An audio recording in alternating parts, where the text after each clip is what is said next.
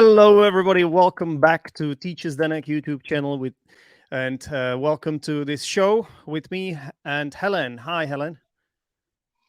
Hi, Zdenek. Hi, everyone. This intro wasn't one of my best because it's not a show, is it? It's a lesson. It's an English lesson. I don't know why I said what I said, but I can't take it back, can I? Because this is a live. So we'll just have to go with it. Sure. Are you all right, Helen, today? I'm all right. I'm all right. Okay, so I am streaming onto my LinkedIn. I am streaming on YouTube, and I'm also streaming onto Teachers Zdenek Facebook group. 3 different places at once, and it's great to have some people watching us, like Yoli. Hi, Yoli, Hi. and also Prabjot. Prabjot. That's a difficult name to pronounce for me. I'm probably mispronouncing it, aren't I? I'm sure I am. But thank you for being here as well. Am I Helen? included in? Am I included in this? Hello. I don't feel included. Hello, Helen. If I forgot to say hello to you too, Helen. Of course. Of course. But this person was saying, "Hello, teachers." Ah, hello, teachers. Right. So this person thought that you were actually a teacher too. No, Helen is not a teacher. I admit her English is very high level, so she could potentially teach. But Helen, are you a teacher? I'm not a teacher. My Uh, English is not that great. I think it's actually quite good. It's very decent, in my humble opinion. You are C1 level. I think that's much better than most people in the world. So I mean, it's a great level, in my humble opinion. But that's it. Like whenever you ask someone what they think about their level, most people will just not be happy, right? So am I very unhappy with my actual level of English? You are unhappy. Yeah, yeah. Yeah. So I'm saying this is absolutely normal. Most people feel like that. I think it's a natural feeling, just to sort of have higher expectations of yourself, you know. And it looks like I have pronounced the name correctly. I'm not going to attempt to pronounce the name again because I think I would probably fail this time. But it's good to have you here for sure. Tell us where you are from. Tell us where you're from, guys. Yeah. I want this lesson to be interactive. It is about Helen, my student, but it is also about you guys watching this. You can be part of this lesson. The way this works, yeah, is that I'm using a method called Dogme, which is based on improvised conversation. So I don't really have any kind of plan whatsoever. Now, if you're wondering, Zdenek, this doesn't seem right. This is an actual teaching method. It's a genuine teaching method that exists, and I like it a lot, and I use it with my students. Yeah. I do it with the vast majority of my students. I have used course books in the past, and yeah, I sometimes they worked, but I am of an increasing opinion that this way of doing the lessons is way more motivating for the student, and it's more kind of authentic and more realistic, and it just feels less like a lesson. What do you think about it, Helen? Where do you stand on it? Do you like to have some stuff prepared sometimes?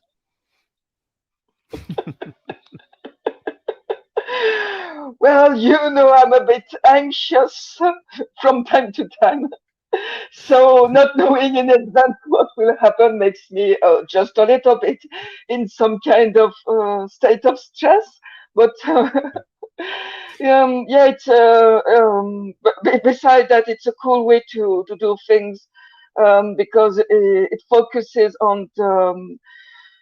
on my own mistakes, on the mistakes of the student, and on the things I really need to improve my English, and not something very general taken from a course book,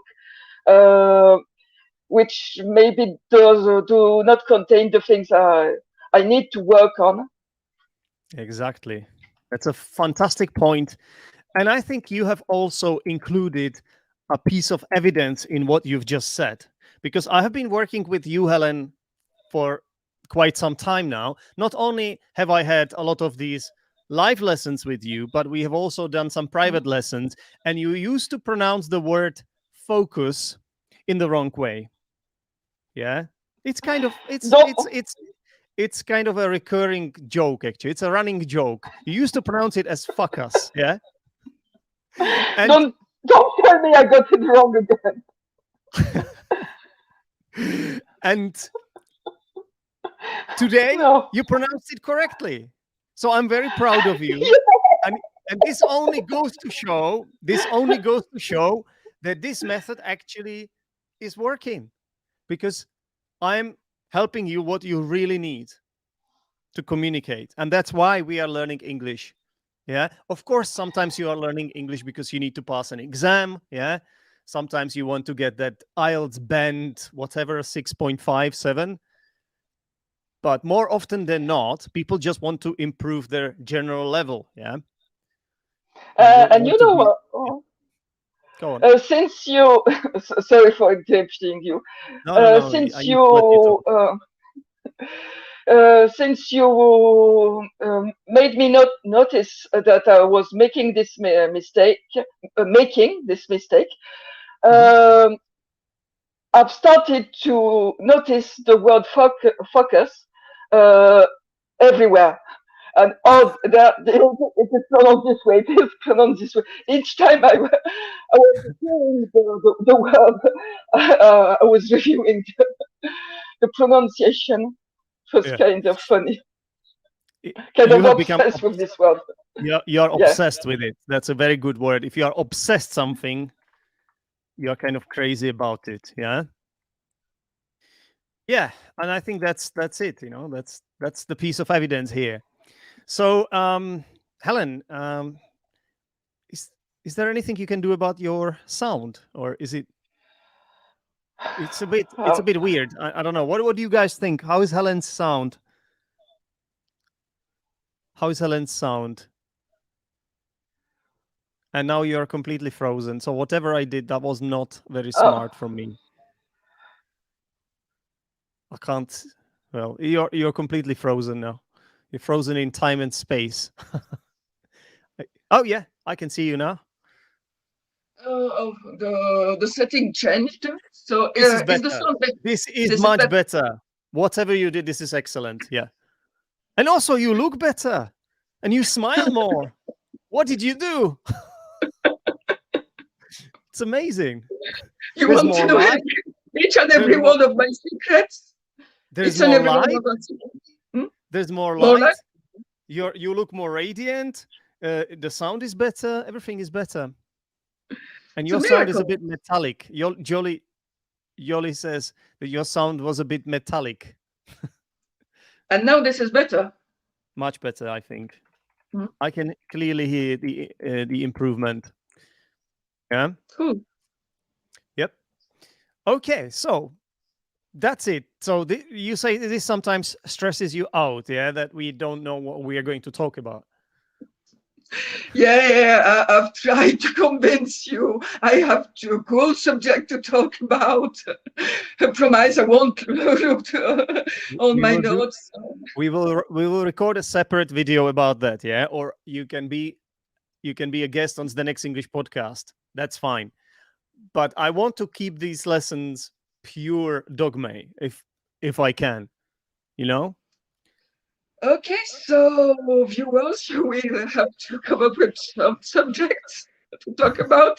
We are already talking about a lot of things here, so you know, and also the viewers can get involved here, can help us out with anything they want. So, for example, Prachjot is saying that he's from India.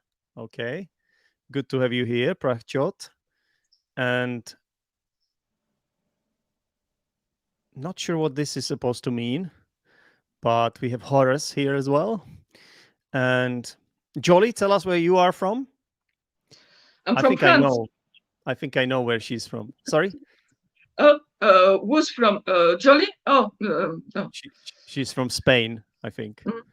Yeah, she's a member of our Discord group, Learning English Online, which you can guys join. Don't forget that this is a group where you can practice your spoken English. It's a fantastic place where you can get involved in a lot of cool events. Helen is a moderator there. She does a fantastic job of being a moderator. All right. Jolly is indeed from Spain. Okay. Yeah. Now you are stressing me out because of what you said before, and now you're gonna prove you're gonna do everything you can to prove your point. I see it coming. Yeah. You're gonna prove your point. Which point? What are you talking about? Yeah, you're going to do everything so that I have to concede in the end and admit that I should have let you choose the topic for today's lesson. Now I'm under a lot of pressure here. Never mind. We'll have to deal with that. So, France. What's France up to these days?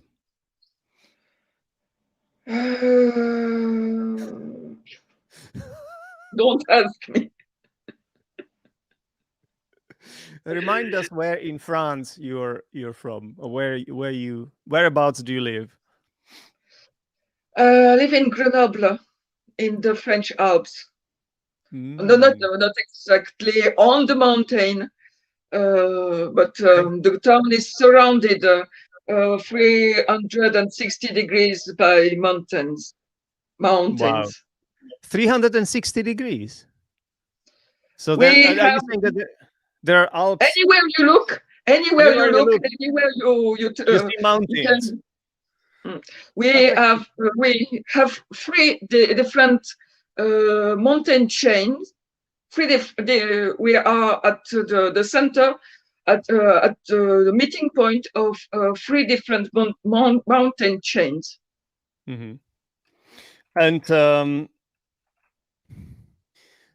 okay, and what's it like living in the? So, well, could we say that you live in the mountains, or is it not correct? Like, how do you perceive it? You kind of do live in the mountains, right?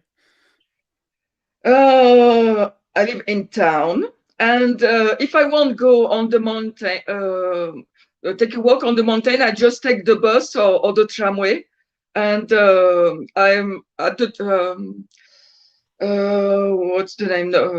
At the bottom, some buses can lead you directly in the middle of mountains, so it's very convenient. It's but so to speak, I'm not living in the mountain. Yeah. Okay, no, that makes sense. I'm just wondering, like, how you speak about it yourself, because this can be understood in different ways, I suppose, right? So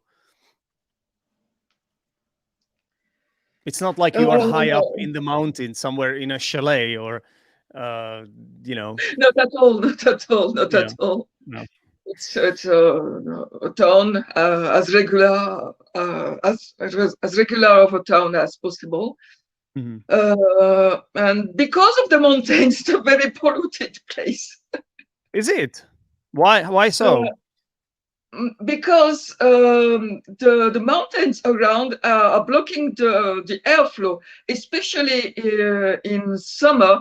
There's a lot of pollution. When you go on the mountain and you look down on the town, you can see a kind of dark cloud over the town. Oh, really? But this is not a cloud. This is pollution.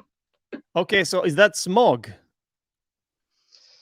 When you're in the town, you cannot see it. You cannot see it. It can make you cough, but you don't see anything. Right. But you can see this kind of big cloud when you're on the mountain. So what's the cloud made of then? Or that like kind of kind of not healthy particles. okay, I have no idea. But carbon the very dioxide and stuff like that, or what is it? Like, a bit of ozone, small particles, and yeah. I don't know exactly which chemicals are involved. But And you would say, like, I would say that living in the mountains, it's the best place to be because there's a lot of fresh air. Apparently not, ladies and gentlemen. because I don't live in the mountains. Okay, I forgot. I forgot. You, So how you far? have Okay, to. hang on. So how far is it from your town to the actual mountains then? Um, it depends where the mountain starts from your point of view. Um, Don't know. I'm not there. From your, let's say, from where you are now, whether it's a house or a flat, wherever you are now, how far is it from there to one of the mountains, let's say, to the closest mountain? it depends if you want to go at 1,000 meters high or if Yes, just that's 20 that's enough. meters higher from your place is already the mountain. Um, I'm from the Czech Republic, so 1,000 meters is already mountains for us. Yes. So from the place, I know, let's say half an hour in by bus, so I can manage to be at the bottom of. Can you say the bottom of a mountain? I think don't you say foot, the foot of the mountain? I'll check. Mm, I think you say the foot of the mountain. seems more logical. Yeah. I guess you could say bottom of the mountain as well. Mm, I'll check it for us, but keep talking. So, and strangely, Grenoble is known to be one of the flattest town, maybe in Europe or something like that.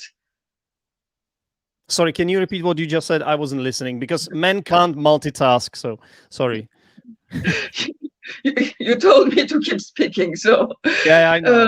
it is I shot the myself in the flattest, foot. Yeah. the flattest town, one of the flattest town. Grenoble is one of the flattest towns, right? Flattest town. Hmm. And that's one of the reasons why you have so many bicycles in town. Hmm. Yeah, you do, and so it's like the Netherlands almost, right? That's where they cycle a lot in the Netherlands.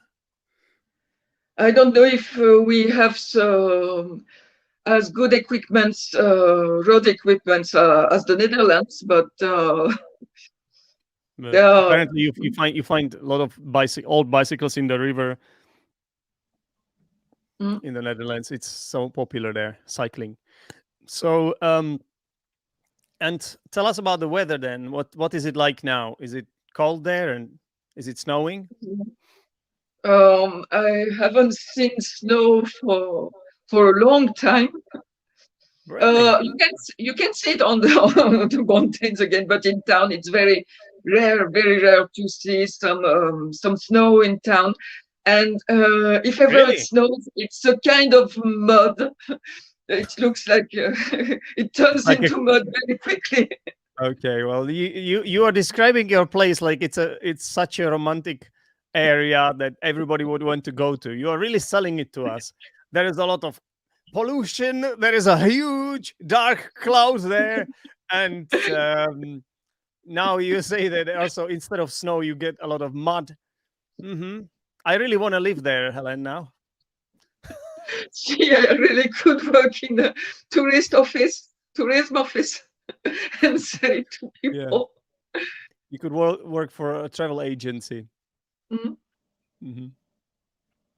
Okay. So so no snow yet. No snow, and I don't even know if I will see snow this Really? winter. How come? That doesn't make any sense. If by snow you can you mean 2 or 3 very spare white things falling from the sky and no longer white once it Okay, touches well, the ground. okay. So I how about don't call it snow. so black snow then, or dark snow? As soon as it touches the road, yes, it is Mhm. kind of black. Yeah. But do you get any layers of snow, let's say, like overnight? You wake up in the morning and there's like 10 centimeters, 20 or more. We have already Uh, had in here in Podjebrady, it's a lowlands, yeah. It's lowlands here, so it's like the lowest part of the country geographically, and we have already had like 5 centimeters. It melted the next day almost, but there was a bit of snow here already in November, actually. I cannot remember the last time I saw 10 centimeters of snow. I can't believe I it. mean, in town, I mean. In the town. But there must be like I understand when it sort of lands on the road that it melts because of the cars and I don't know what's going on there, but I guess the cars heat up the road and that's why that happens. It turns into slush, right? But I'm sure you have some parks there as well and things like that, right? Yeah, we have small parks and greens in town, Yeah. yeah, here and there. But no, when I say that the snow isn't staying, it isn't staying anywhere. So far this winter, it stayed anywhere. I'm shocked. I'm absolutely shocked.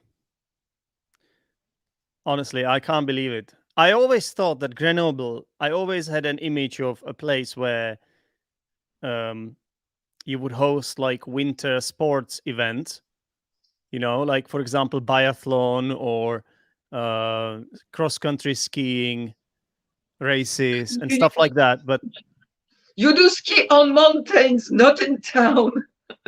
I know, but I didn't know it was so far from the mountains.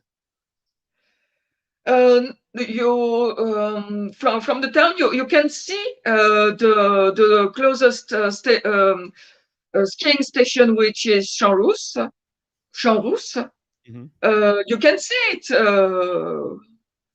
and there you can ski. You can do whatever you want. School children go. You know. At school, you have you may do team sports or gymnastic, Yeah. and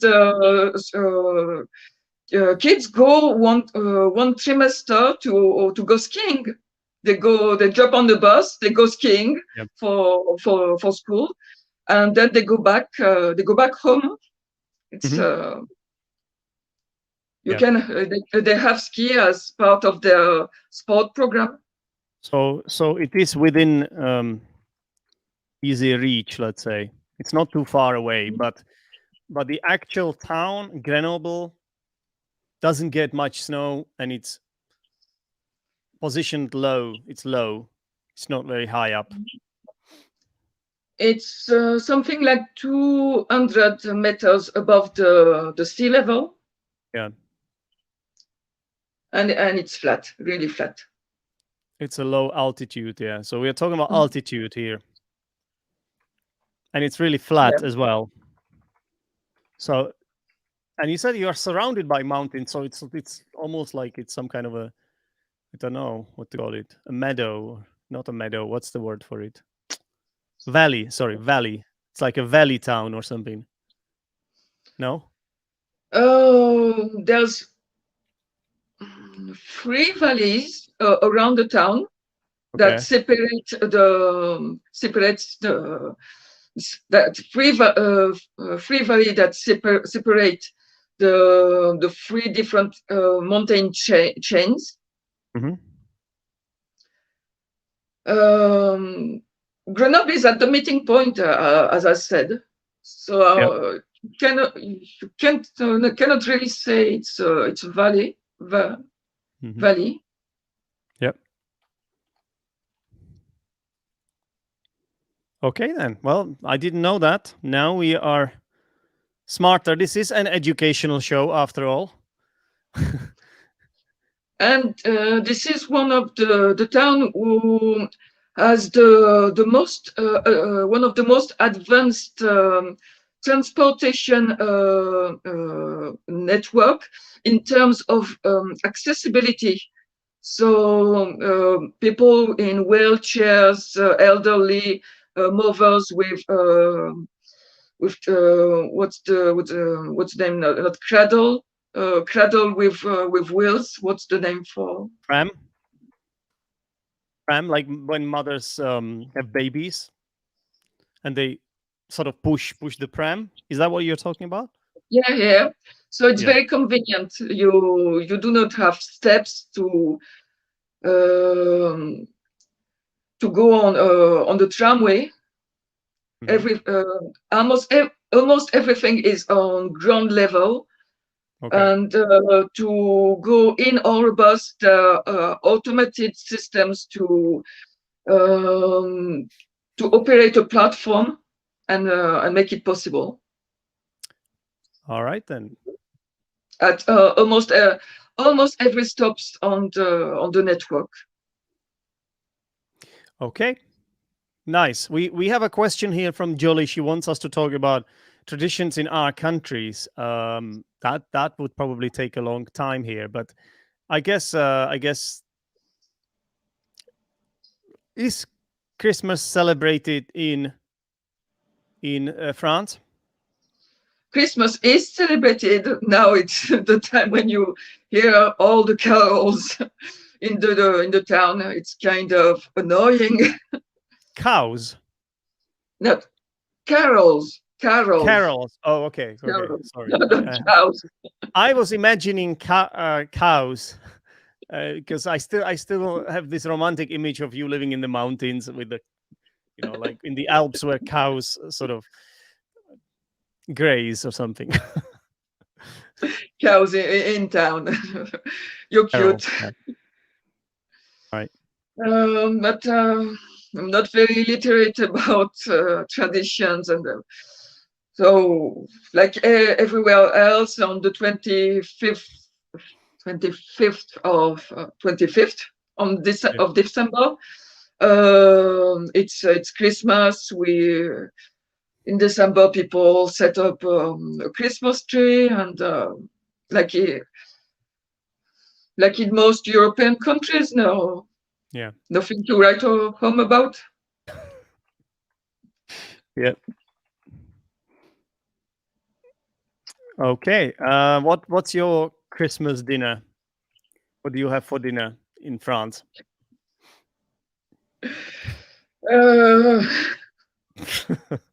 You know why I'm asking this.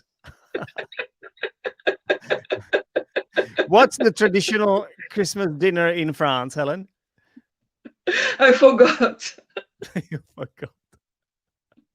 Are you even French? Should we believe you that you're French? Aren't you making this all up? You shouldn't believe anything I say. No, I don't. I never do. But that goes both ways, yeah. You shouldn't believe anything I say either. In the Czech You're the Republic, we have teacher, got. you know everything. That's not true. That's a myth. Teachers definitely don't know everything. Some teachers manage to pretend they know everything. So you've destroyed for me too the romantic image I had of teachers. Wait, did I say I know nothing? Did I say I know nothing? I may know something. Okay, I see what you did there. That was a comeback. All right. Seems like I wasn't the only one who heard cows. Okay, so there's more people that are making from my accent? No, Who? nobody's making fun of your accent. No.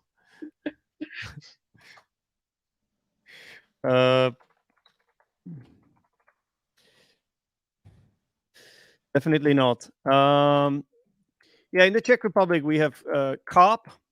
It's a fish, type of fish, Mhm. and I don't like it so much, so I don't really eat it. But we have the traditional Czech Christmas dinner is carp with potato salad. If anyone is interested, you still haven't told us yours, but I suppose you don't know. So, have you got any like guesses at least, or do you want me to Google it? Traditional French Christmas dinner. Smoked salmon. Salmon. It looks like it's Oh salmon. yeah, yeah. There's salmon everywhere. Salmon everywhere. There's all kind of shells.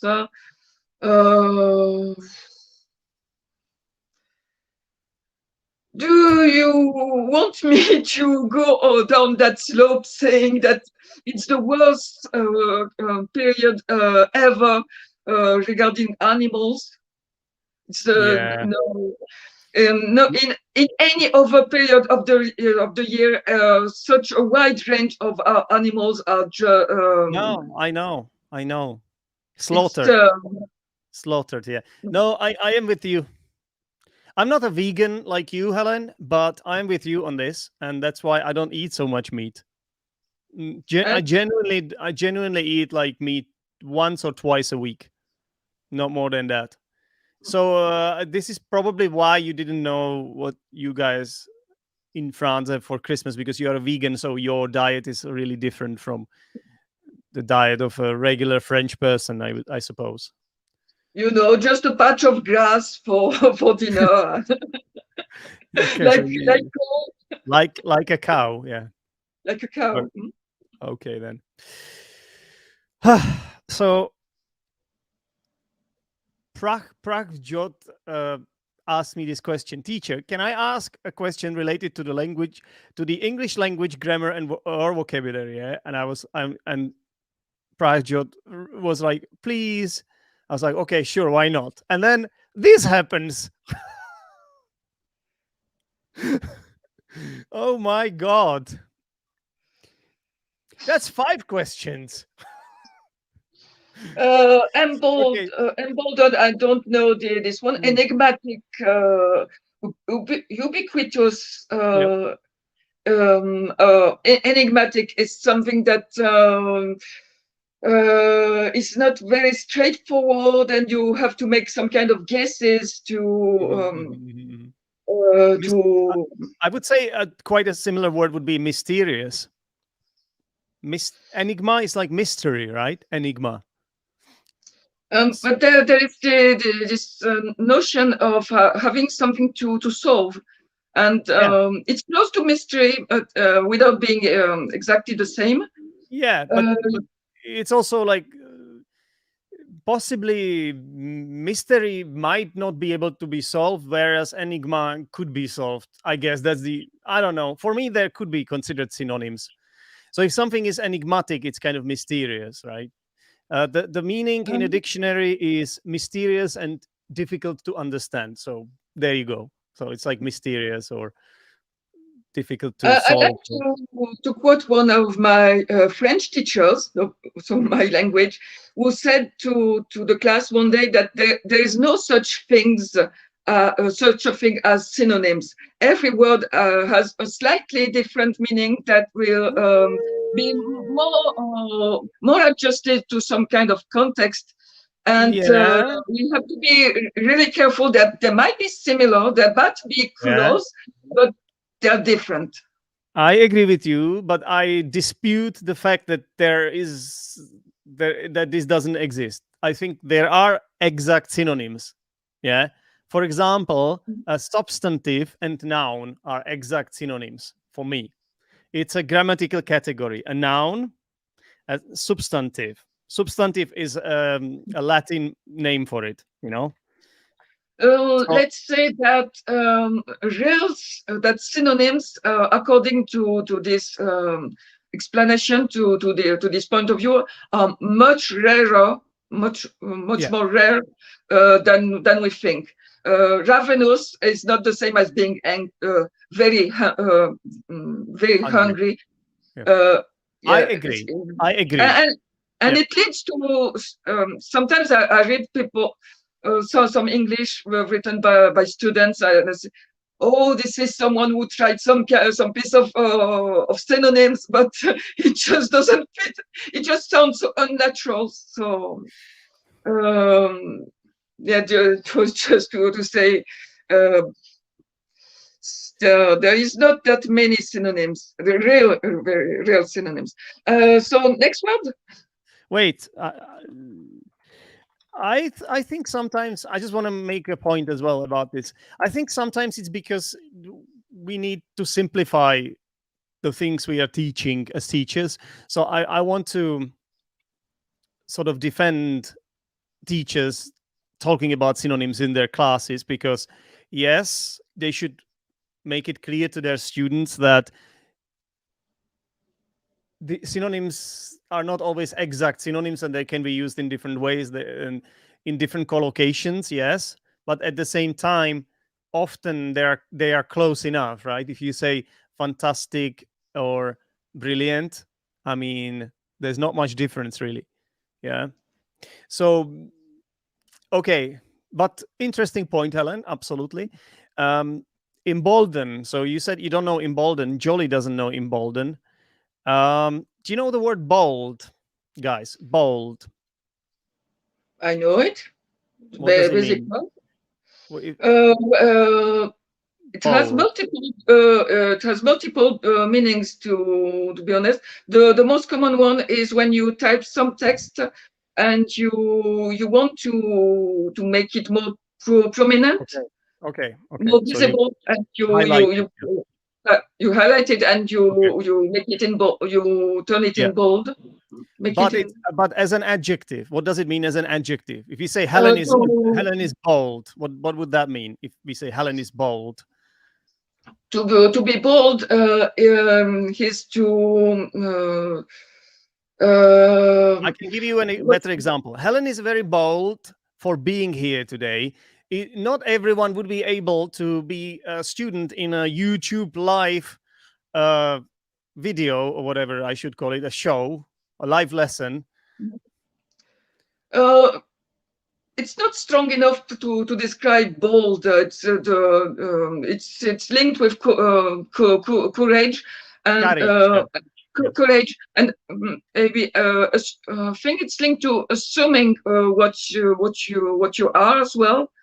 Helen, you are sorry, but you are complicating it. It is brave. It is another word for brave. Yeah. This is why synonyms are sometimes useful, Helen. You just say it's brave. Yeah, it's the same as courageous or brave. Can I quote something that I've heard probably on my very first English lesson ever? Okay. The teacher just explained us the word parcel. What is a parcel when you go at the post office, and then spend something like 5 or 10 minutes explaining. But you can say packet. It's very similar to your language. People will understand and everything, and so on for 10 minutes. And then one day I tried to say a packet to an American guy. And the thing he had in mind was very different from the box you send by mail. You're sending by mail. To him, a packet is when you have a baking powder to do some cakes, and you have it in a small paper package, and for him, a packet was this kind of things, and not the square box. Yeah, because there's also difference, regional difference, right? So in American English, they sometimes say different words than in British English. Yeah, so that's true as well. There are a lot of words which are used differently, like truck, lorry, and stuff like that. Yeah. I'm not even sure it's British American vocabulary difference. I'm not even sure, but it doesn't matter, yeah, Helen. better to be correct. It's good to always check it in a dictionary, look at the examples. Right. So just to go back to what we are talking about, we are talking about the word embolden. Yeah, I'm gonna put up the comment again. So embolden. So to embolden someone means to sometimes you have these prefixes im or yeah im em, which then makes it a verb, and then you add en at the end. So it means to give someone courage, basically. So, for example, you could say Helen was emboldened by this YouTube video, and then after that she was able to record her own or start her own YouTube channel or whatever. Yeah. Or you can be emboldened by alcohol. You are emboldened by alcohol, and then you make an important decision or whatever. I don't know. It just uses brave. It's something that makes you braver if you get emboldened. Yeah, or you know. It is But I called think this is liquid courage. Is that right? liquid courage. Yeah. I think this is a word that is more formal, though. You know, it's all these words are kind of formal, to be honest. We have already explained the word enigmatic. Ubiquitous. Wow, that's an interesting word. Ubiquitous, as far as I know, means yeah. Go on. When you, I know he asked the teacher to answer. Yeah. I'm afraid I won't get any chance to speak if you do all the teaching. Sorry. Is this something that have two meanings, and you cannot really separate one of the other from the other? And I don't think that's what you mean. That's probably something else. Ubiquitous means that it's kind of like it seems to be everywhere. We could say that, I don't know, technology is ubiquitous these days. It's just everywhere. We are all surrounded by it. It's just everywhere. Yeah. So I've mixed it up with another word if it's the case. I don't know what you meant. I don't know. I'm trying to think what you might have meant, but I can't think of anything.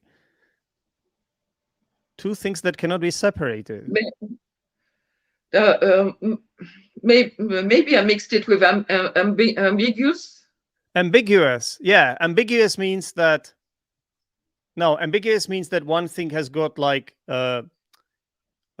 contrasting features, let's say. Or ambiguous. No, hang on. If something is ambiguous, it means that it could be interpreted in two different ways, right? Right.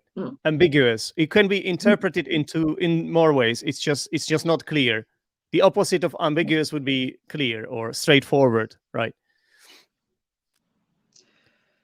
Indigenous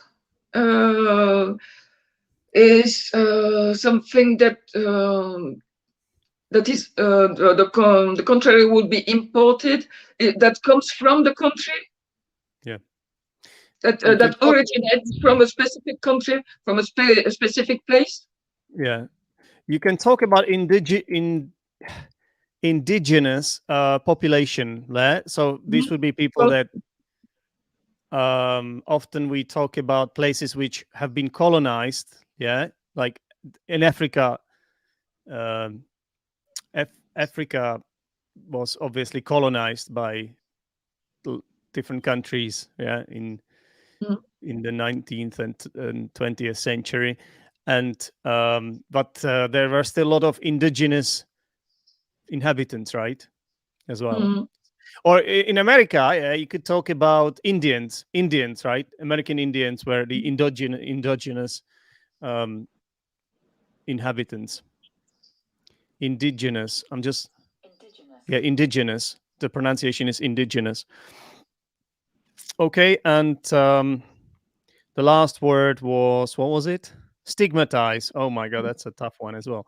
Stigmatize. Helen, do you want to have a go?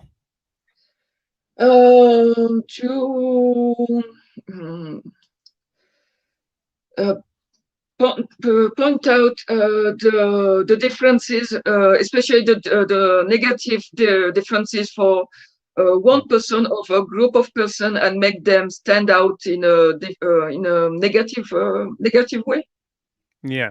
So this comes from the word stigma. Yeah. So stigma is some sort of a feeling that that is attached to, let's say, a group of people because of the way they look or the way they, I don't know, behave or whatever.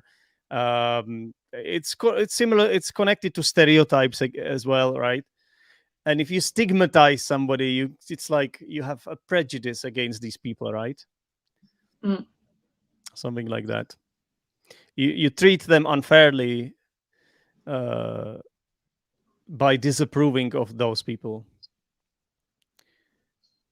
Yeah, just based on the way they look or where they come from. Okay, something like that. Those are all tough words, but hopefully we did do a good job of explaining this. Okay, so and I'm sorry, Pedro asked you to explain the words, so I hope he forgot me to try to explain them. Yeah, but this is before what the student. No, but this is what a teacher has to do. Yeah, a good English teacher or any teacher will ask their students first anyway. Yeah, and then when even when the students ask the teacher, then the teacher can ask other students, because if the students can help each other before the student steps in, that's actually the correct way of teaching. Yeah, that's just the way it is. I should be the last instance in this case. This is not a lecture. Yeah, language learning is about practicing the language. Yeah, so and even this method, Dogme method, it's all about emerging language and the language that really comes from the students. So I have just by allowing Helen to answer this question, I have given her the opportunity to shine as a language learner, and that makes me a good English teacher. Yay, Zdenek, you've managed to praise yourself. Wow, how did you do that? Do you know what I mean? Yeah. Yeah, so you had the opportunity to shine too.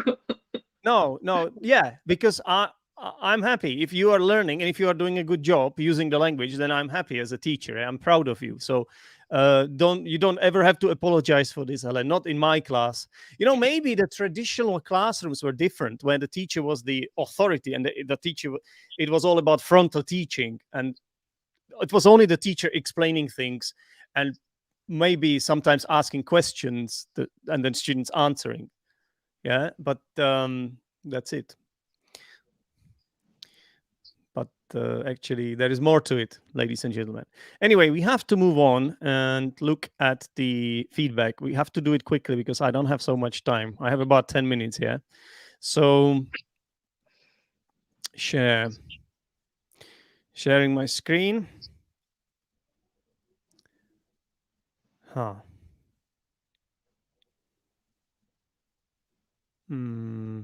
Okay, there's a problem here. I have opened two different tabs for some reason. So give me a second. I'm going to fix this. No, this is unbelievable. I messed it all up because I have opened this StreamYard under a different Google name, and now I have two different tabs and using two different Google names, and it's just not working the way I want to. But I may try to just share the entire screen, but I wonder if that will look all right.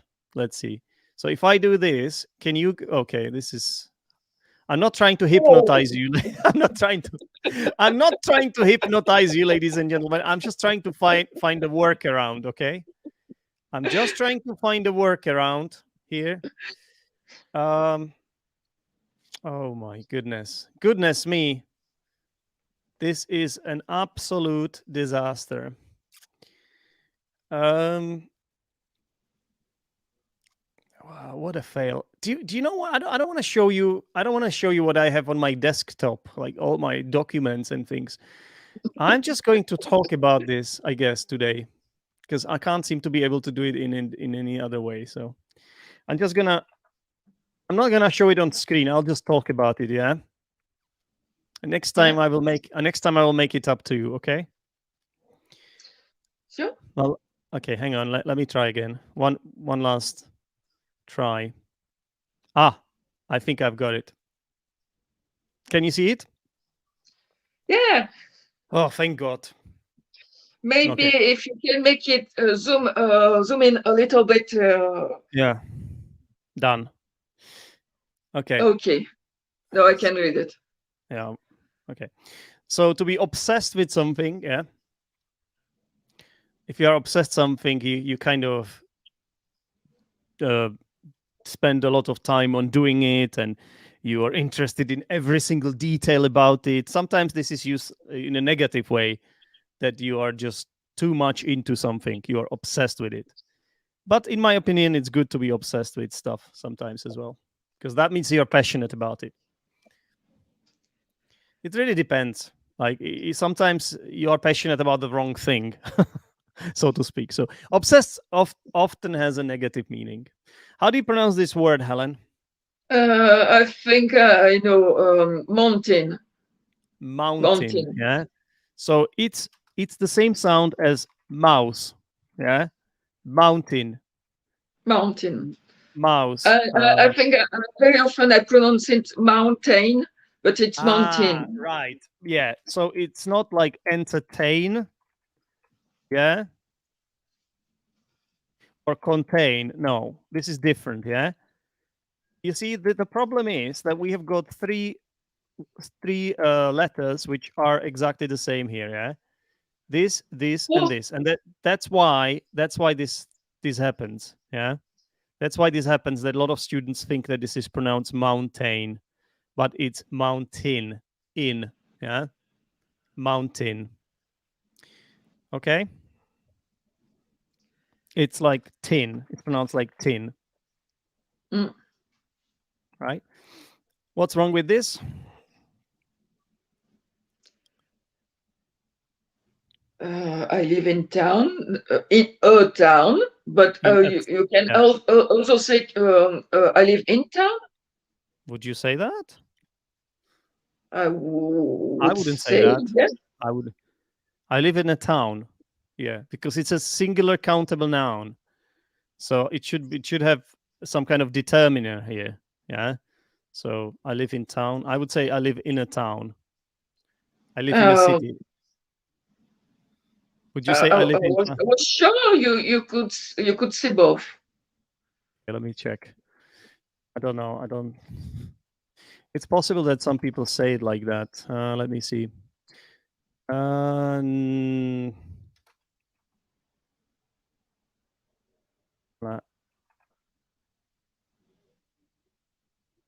Live in a town and live in town.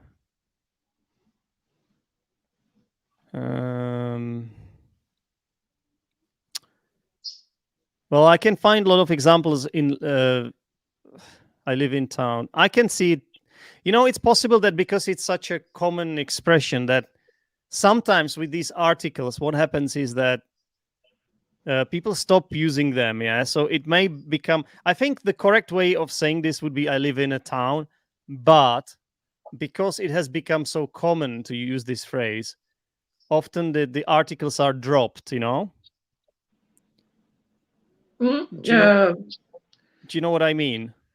Yeah, it's the usage of the language evolves. Yeah. Evolves. But I think it's safer to say in a town, in my humble opinion. How should you pronounce this word? Lead. And this one? Lead.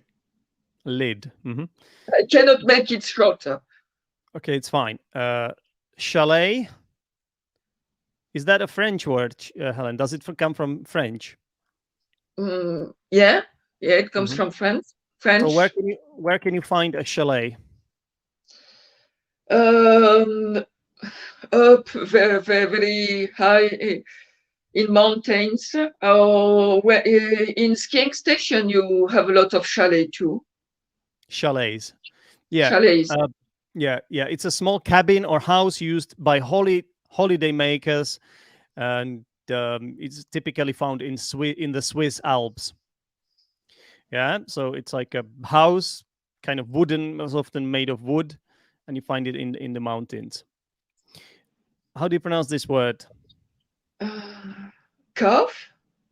Cough. Cough? Oh, Cough? oh, cough. Cough? Yeah. Cough? Okay. The foot of the mountain. Yeah, that's like the base or the bottom of the mountain. Okay, it's a good expression to learn. You can say we started our hike at the foot of the mountain, for example, or something like that. Okay. I should have known it's the exact same way as in French. I I should have didn't. known. Okay. Now you know. It's Okay. one of the. When it comes to mistakes, Helen, I have noticed Yeah. one kind of repeated mistake during this live show that I would like you to Yeah. focus on. Yeah. When Yeah. okay. Yeah, I've got a reminder. Ignore that if you can hear. Okay, let me talk. Thank you. I have to finish in 5 minutes. Yeah. So when you say in English one of the, so you have to make it plural. Oh, yeah. One of the fattest towns. Yeah. One of the flattest towns. Just remember, guys, whenever you say one of the, because you're mentioning just one out of many. Yeah. So that's why the word that follows has to be in plural. Okay. We will find more examples of this here, Helen, like this one. Look. There's three valleys. Actually, this is not. Wait. Sorry. Here, this one. See? This is one of the towns Yeah. Mm-hmm. that has the most advanced transportation system. Yeah. I think the mistakes here were about just not really using plurals at all, but it's not the same as one of the. Yeah. So here you need to say Valleys. valleys. Yeah.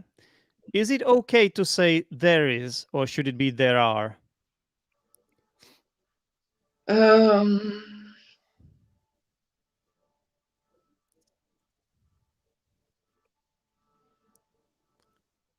Plural is usually there are, but To be honest, I'm whatever not you say sure.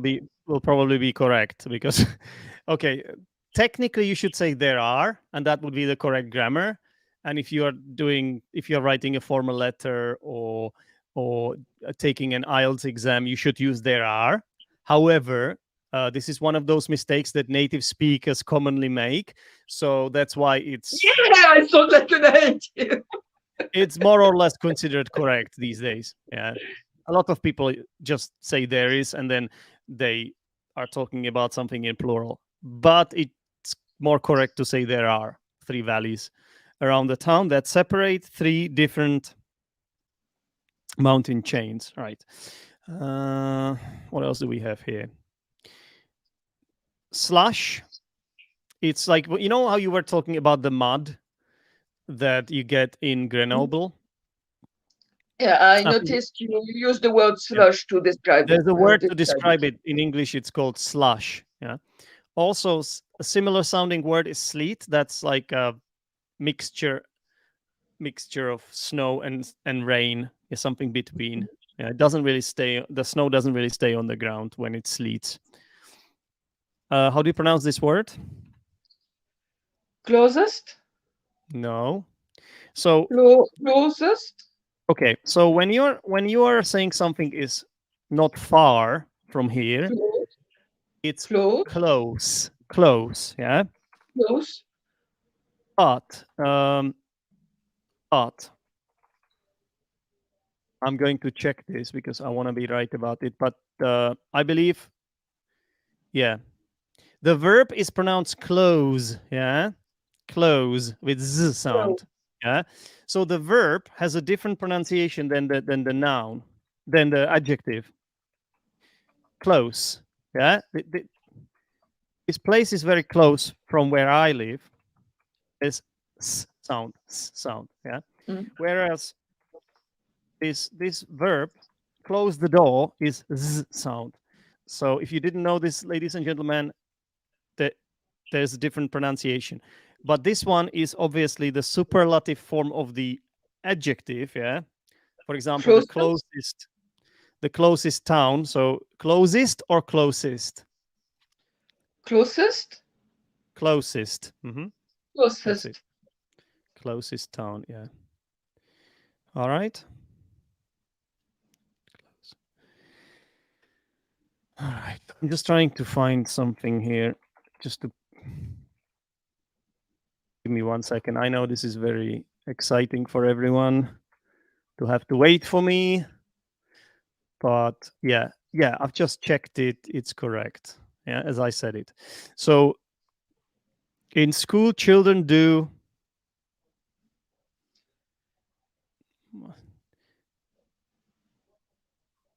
the word is not gymnastic, but you also say, do you say economic? We studied economic, or do you say we studied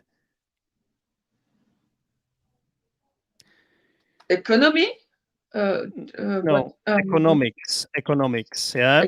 Physics, gymnastics, yeah, it's gymnastics. Gymnastics.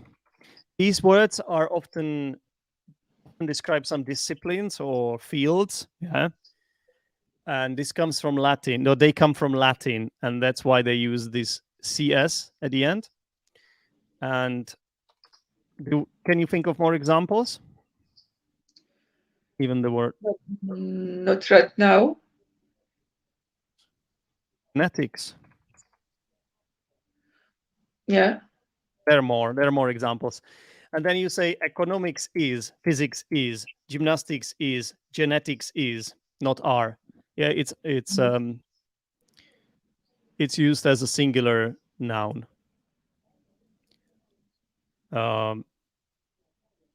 Okay. Altitude. It's like how far something is from the ground level, right? From the sea level.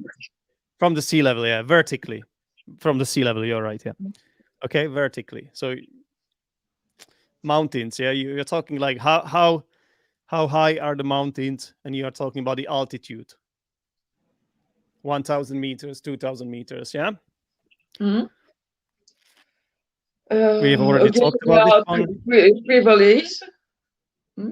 Valleys, yeah. We have already talked about all this. So I think that's where we will leave it, Helen, because I will have to go. Hopefully this has been useful for you guys and for you, Helen, too. Do we have any more interesting comments here? A lot of comments, a lot of people watching, people that weren't here at the beginning. Thank you guys for making it. All right. Yes, that's a good question. Can we use mountain range instead of mountain chain? Yes, we can. We got an answer from Jack, the tutor Jack, as well. So yes, we can. All right. Helen is a great in a role of a teacher. Helen, you got a compliment. Do you know what I sometimes do, guys? In my classes, I let my students be teachers. So even when we are checking an exercise during the feedback, I would just say, okay, this time you, Pedro, are the teacher. And students always find it hilarious. And then they have to, ask other students to answer. And then they tell them you're right or you're wrong. And if they are not sure, they ask me, but they are in charge. And there was one guy, was his name Rodrigo? Can't remember. He was from Argentina. I was teaching him in London, and he always thrived as the teacher in this role. And he would always tell students this sentence, yeah, good, but not perfect. And we would always He would always laugh at this. He would say it in such a powerful way. Good, but not perfect. Yeah. All right. Anyway, guys, I'm trying to Dario. I think his name was Dario. I'm trying to remember his name. Dario. All right. Thank you guys for watching. Helen, you take care. Take care too. Take care, everyone. Thanks for turning up for the class today. I hope you guys enjoyed this. And until next time. Cheers. Bye. Bye-bye, everyone. Bye-bye.